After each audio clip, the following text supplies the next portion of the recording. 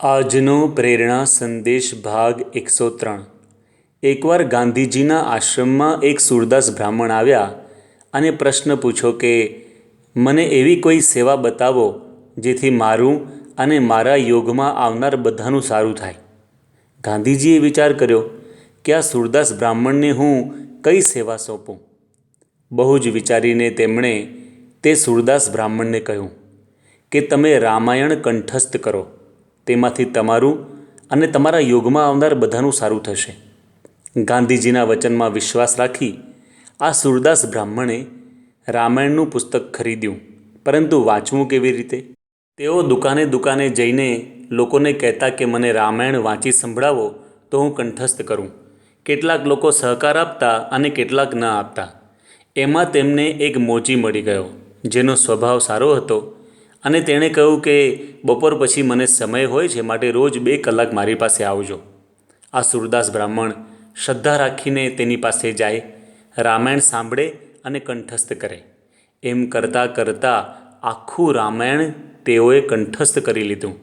તેથી લોકો દ્વારા તેમને ખૂબ માન સન્માન મળ્યું અને તેઓની આજીવિકા પણ સારી થઈ ગઈ।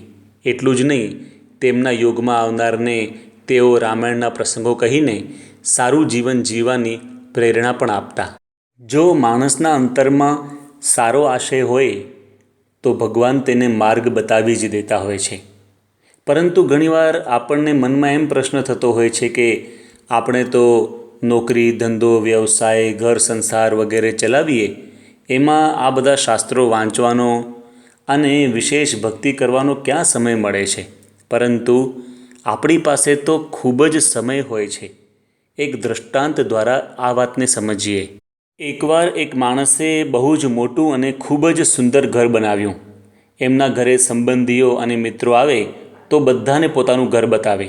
એકવાર એમનો એક મિત્ર આવ્યો। પેલા ભાઈ ઘર બતાવતા બતાવતા મોટું બાથરૂમ જોવા પણ લઈ ગયા।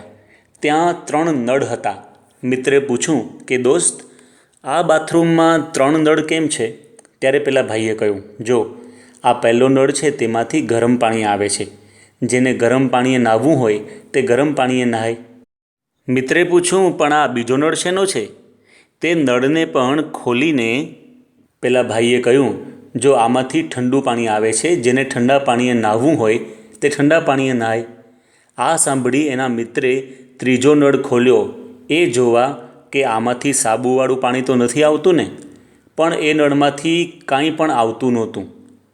તેથી તેણે તેના મિત્રને કહ્યું કે અરે દોસ્ત, આ નળમાંથી તો પાણી આવતું જ નથી। પેલા ભાઈએ કહ્યું કે હા, જેને ના નાહવું હોય તે ના નાય। આ તો દૃષ્ટાંત છે, પરંતુ આમાંથી એક ખૂબ જ મહત્ત્વની વાત સમજવાની છે કે માણસ માત્ર પાસે 3 પ્રકારનો સમય હોય છે। પહેલો સમય પોતાના જ શરીર માટેનો। આપણે ખાવામાં, નાહવામાં, ઊંઘવામાં, કસરત, વોકિંગ કે યોગાસન વગેરે પ્રવૃત્તિઓમાં જે સમય ફાળવીએ છીએ તે છે પોતાના માટે વપરાતો સમય। બીજો સમય છે શરીરના સંબંધીઓ માટે। નોકરી ધંધો કરીએ છીએ એમાં જે સમય જાય છે તે આપણા પરિવારના સભ્યો માટે વાપરીએ છીએ। ઘરના સભ્યોની જરૂરિયાતો પૂરી કરવી, બાળકોને સારી સ્કૂલમાં ભણાવવા, હરવા ફરવા લઈ જવા વગેરેમાં જે સમય વાપરીએ છીએ તે બીજા પ્રકારનો સમય છે।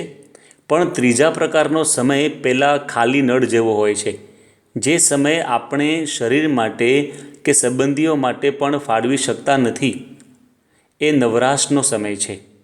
ઘરમાં બેઠા હોઈએ ને કોકની રાહ જોતા હોઈએ, અથવા કોઈ ડૉક્ટર કે વકીલને મળવા ગયા ને વેટિંગમાં બેઠા હોઈએ, અથવા રિક્ષા, બસ, ટ્રેન કે પ્લેનની મુસાફરી દરમિયાન તેની આવવાની રાહ જોતા હોઈએ, અથવા ઘરમાં રસોઈ બનતી હોય અને આપણે રાહ જોતા હોઈએ।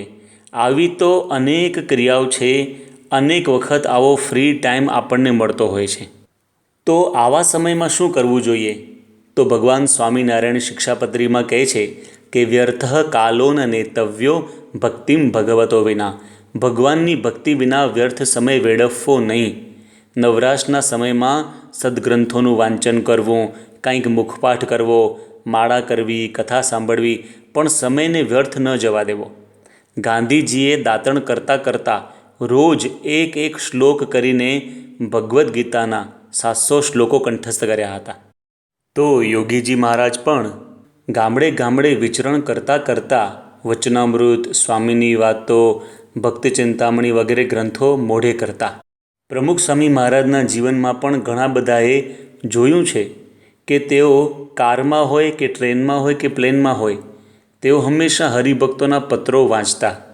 જમતી વખતે પણ સદગ્રંથોનું શ્રવણ કરતા. તેઓ એક સેકન્ડ પણ વ્યર્થ જવા દેતા નહીં. એટલે મહાન પુરુષો હંમેશા સમયનો સદુપયોગ કેવી રીતે કરવો તે જાણતા હોય છે.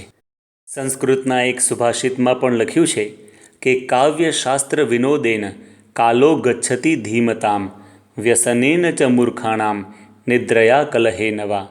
એટલે કે બુદ્ધિશાળી લોકોનો સમય તો કાવ્યશાસ્ત્ર વગેરેના પઠન પાઠનમાં જ વ્યતીત થતો હોય છે અને મૂર્ખ માણસો તો વ્યસન, ઊંઘ કે કલહ કંકાસમાં જ સમય વેડફતા હોય છે. માટે જ કહેવાયું છે કે time is more than money, so don't waste your time but invest your time in good activities. એટલે કે સમય સંપત્તિ કરતાં પણ અધિક છે. માટે સમય વેડફવો નહીં, પરંતુ સારા કાર્યોમાં તેનું ઇન્વેસ્ટમેન્ટ કરવું. સારા કાર્યો એટલે સત્સંગ, સેવા, ભક્તિ, સદગ્રંથોનું વાંચન, મુખપાઠ અને આપણા યોગમાં આવનારને પણ સારું જીવન જીવવાની પ્રેરણા આપવી. માટે આપણે સૌ વિવેક બુદ્ધિ રાખીને સમયનો સદુપયોગ કરીને જે પામવાનું છે તેને પામીએ, જે કરવાનું છે તેને કરીએ અને સાચા અર્થમાં બુદ્ધિશાળી બનીએ. એ જ સંદેશ સાથે તેમજ આપના અને આપના સંબંધીઓના સ્વાસ્થ્ય સારા રહે એ જ પ્રાર્થના સહ. જય સ્વામિનારાયણ.